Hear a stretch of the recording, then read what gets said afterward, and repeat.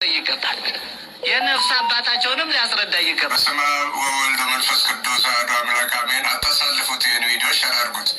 እስኪ ልጠይቅህ፣ ድሮ አባናቲ ነበር ስሜ ብለህ በእንጀራ ምክንያትና በሌሎችም የስጋ ፍላጎት ምኞትህ ሃይማኖትህን ቀይረሃል። ያለህበትን ሃይማኖት ለምን አላወቅከው? እስልምና ሃይማኖት የተነሳው በ620 ዓመተ ምህረት በአንድ ግለሰብ መሆኑን የተነሳው። ሰላም አለይኩም እንደምን አመሻችሁ። መግቢያ ላይ አባባ ቄሱን እንዳያችሁት የወንድማችንን የኡስታዝን ኻሊድ ካሳሁን የቆየ ቪዲዮ አምጥቶ መልስ ነገር ልስጥ ብሎ ቪዲዮ ሰርቷል። አህያ በሞተች በ7 ዓመቷ ኩርኩር ይላታል ያጅል ባለቤቷ አሉ። ይህ ቪዲዮ የቆየ ቪዲዮ ነው። አንደኛ ነገር፣ ሁለተኛ ነገር ወንድማችን ኻሊድ ካሳሁን አላህ ይጠብቀውና ያነሳው ነጥብ በጣም ጥሩ ነጥብ ነው። ምክንያቱም አንድ ሰው ካልተጠመቀ ክርስቲያን ያኒ ኦርቶዶክስ አይደለም ስለሚባል በኦርቶዶክስ ሃይማኖት አጠቃላይ በስላሴ ዶክትሪን ቤተክርስቲያናት አንድ ሰው ኦርቶዶክስ ወይም ጴንጤ ወይም ካቶሊክ ለመሆን የግዴታ መጠመቅ አለበት ተብሎ ስለሚታመን ስለዚህ ክርስትና ሰውን በውሃ የነከሩ ክርስቲያን አድርገናል ከሚለው ጊዜ ወደዚህ ያለ እንጂ ከዛ በፊት አይደለም ለሚለው ሁነኛና አሳማኝ ነጥብ ነው።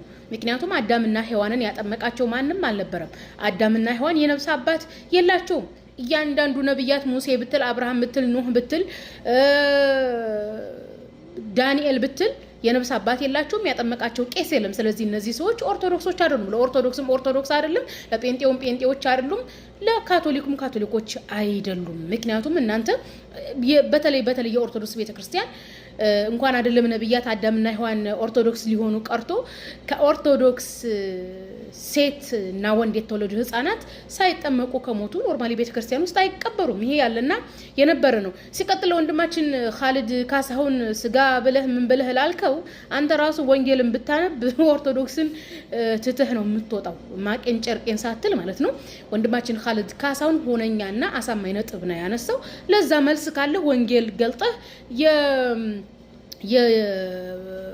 አዳምና የሔዋን ነፍስ አባት ቄስ እንትና ነው ያጠመቃቸው ቄስ እንትና ነው ብለህ መልስ መመለስ ነበረብህ። ለመልስ ግን የለም፣ መረጃ የለም፣ መመለስ አትችልም። ይሄን ብቻም ሳይሆን እንደውም በዚህ ጊዜ በጣም የሚገራርም ነጥቦች እያነሳን ነው በንጽጽሩ ላይ። እሱ ምንድነው? ኢየሱስ ፈጣሪ አይደለም። ኢየሱስ የእግዚአብሔርነት ስልጣን የለውም። መጽሐፍ ቅዱስ ላይ የፈጣሪነት ገጸ ባህሪ አልተጫወተም።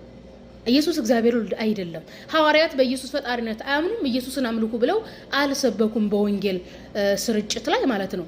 ኢየሱስን እግዚአብሔር ወልድ ነው፣ ኢየሱስ ፈጣሪ ነው የሚል አስተምሮ የመጣው በቄሶችና በመነኮሳት ፍልስፍና እንጂ ወንጌል የኢየሱስን እግዚአብሔር ወልድነት እውቅና አይሰጥም።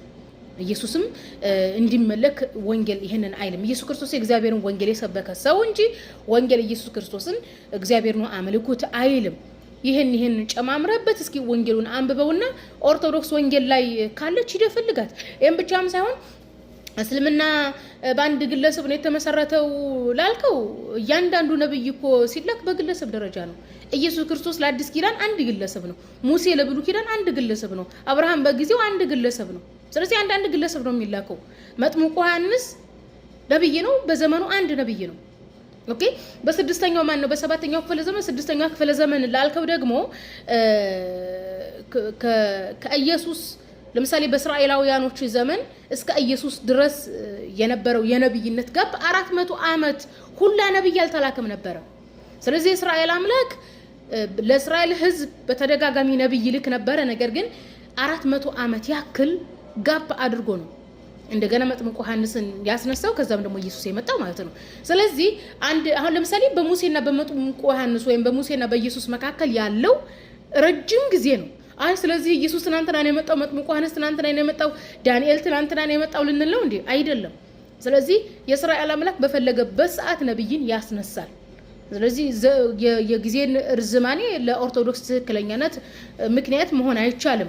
ከዛ በፊት ለምሳሌ ኢየሱስ ክርስቶስ ከመወለዱ በፊት የአይሁድ ሃይማኖት ነበረ። ለምን አይሁድ አልሆናችሁም እናንተ? ከቁጥር ማነስና መብዛት ከሆነ ማለት ነው። ይሄን ብቻም ሳይሆን የቡዲዝም ፍልስፍናና የሂንዱይዝም ሃይማኖት ኢየሱስ ከመወለዱ በፊት 3000 ዓመት በፊት የነበረ ነው። ስለዚህ ለምን እናንተ ቡዲዝምና የሂንዱይዝም ፍልስፍና ተከታይ አልሆናችሁም? በቁጥር ከሆነ የምታምኑት ማለት ነው። እነዛ ከሆነ ዳንኤል ነብዩ ዳንኤል የመጣው ከሙሴ በኋላ ነው ሐሰተኛ ነብይ ነው ለምን አላላችሁም? ከነ ዳንኤል በኋላ የመጣው መጥምቁ ዮሐንስ ነብዩ መጥምቁ ዮሐንስ ሐሰተኛ ነው ለምን አላላችሁም? ከሙሴ ከሺህ ስንት ዘመን በኋላ ነው ኢየሱስ የመጣው ሐሰተኛ ነው ለምን አላላችሁም? ኦኬ ይሄን ብቻም ሳይሆን እናንተ የሐዋርያት ወይም የወንጌል አማኞች ሳትሆኑ ዲዮስቆሮስ የተባለ መነኩሴ ተከተላችሁ የምትኖሩ ከካቶሊክ የተገነጠላችሁ ናችሁ። ኦኬ እዚህ ምድር ላይ የመጀመሪያው ቤተክርስቲያን ካቶሊክ ናት። ሌላው የክርስቲያን ቤተ እምነት ዲኖሚኔሽን ከካቶሊክ የተገነጠለ ነው። ኦርቶዶክስም ከዛሬ 1500 ዓመት በፊት ከካቶሊክ የተገነጠለችው ዲዮስቆሮስ የተባለ መነኩሴ ከሊዮ ጋር ተጣልቶ ነው። ልብ በሉ። ስለዚህ ይሄ ስላሴ ዶክትሪን እምነት ኢየሱስ ፈጣሪ ነው መመለክ አለበት የሚለው ቄስና መነኩሴ እርስ በርሱ ሲጣላ የተፈጠረ እንትን የጸብ መንስኤ ነው። በቃ ስላሴን የወለደው ኢየሱስ ፈጣሪ ነው የሚል ፍልስፍና የመጣው በቄሶችና በመነኩሴዎች በዲያቆናት ጸብ ምክንያት የተፈጠረ ነው። ጸብ ነው የወለደው የስላሴን ፍልስፍና ጸብ ነው የወለደው። ኢየሱስን ፈጣሪ ነው የሚል የግሪክ አማልክት ፍልስፍና እምነት የነዚህ የቄሶችና የመነኩሴዎች ጸብ የወለደው ነው። ስለዚህ አንተ የምትከተለው ዲዮስቆሮስ የተባለ መነኩሴ ነው ማለት ነው።